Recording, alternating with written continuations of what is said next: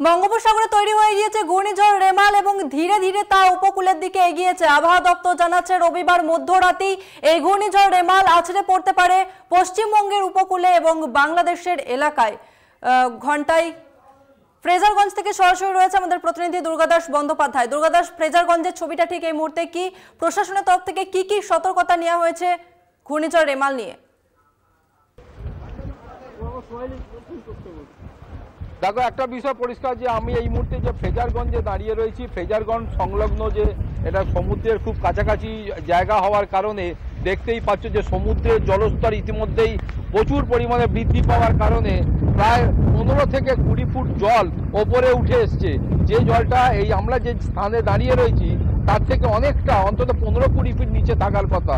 এবং এই ফ্রেজারগঞ্জের আশপাশে বেশ কিছু জায়গায় ইতিমধ্যেই আমাদের কাছে খবর এসে পৌঁছেছে যে বাঁধ ভেঙে গিয়েছে। প্রশাসনের লোকজন সেখান থেকে মানুষকে সরিয়ে অন্যত্র যেখানে স্কুল বাড়ি বা সরকারি জায়গা রয়েছে সেখানে নিয়ে যাওয়া হচ্ছে।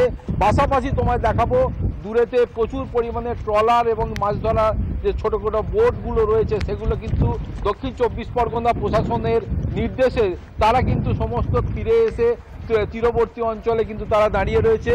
কারণ যে কোনো সময় যে এই ভারী বর্ষণ এবং প্রচুর পরিমাণে অর্থাৎ 120 থেকে 30 কিলোমিটার বেগে এই যে ঘূর্ণিঝড় আছড়ে পড়ার যে সম্ভাবনা রয়েছে তাতে কিন্তু বড়সড় দুর্ঘটনা ঘটতে পারে। তার কথা মাথায় রেখেই কিন্তু দক্ষিণ 24 পরগনা পুলিশ প্রশাসনের পক্ষ থেকে মাইকিং করা হচ্ছে বিভিন্ন জায়গায় এলাকাগুলির মানুষকে, অর্থাৎ যারা এই ধরনের এই নদীর আশপাশে যারা থাকে তাদের অনেককেই কিন্তু অন্যত্র সরিয়ে নিয়ে যাওয়া হচ্ছে। কারণ জলস্তর যেভাবে বৃদ্ধি পেতে শুরু করেছে, দিন যত গড়াচ্ছে, যত এই সময় যত কাছাকাছি চলে আসছে এই ঘূর্ণিঝড় আছড়ে পড়ার, তখন কিন্তু জলস্তর আমরা গতকাল থেকেই দেখিয়ে যাচ্ছি সমুদ্র এবং সমুদ্র সংলগ্ন এই নদীগুলোর খাঁড়িগুলোর জলস্তর বৃদ্ধি পাচ্ছে। জলস্তরের পাশাপাশি এই মুহূর্তে তোমায় বলবো প্রায় 60 থেকে 70 কিলোমিটার বেগে ঝোড়ো হাওয়া চলছে। তার সঙ্গে কিন্তু বৃষ্টিও দফায় দফায় শুরু হচ্ছে।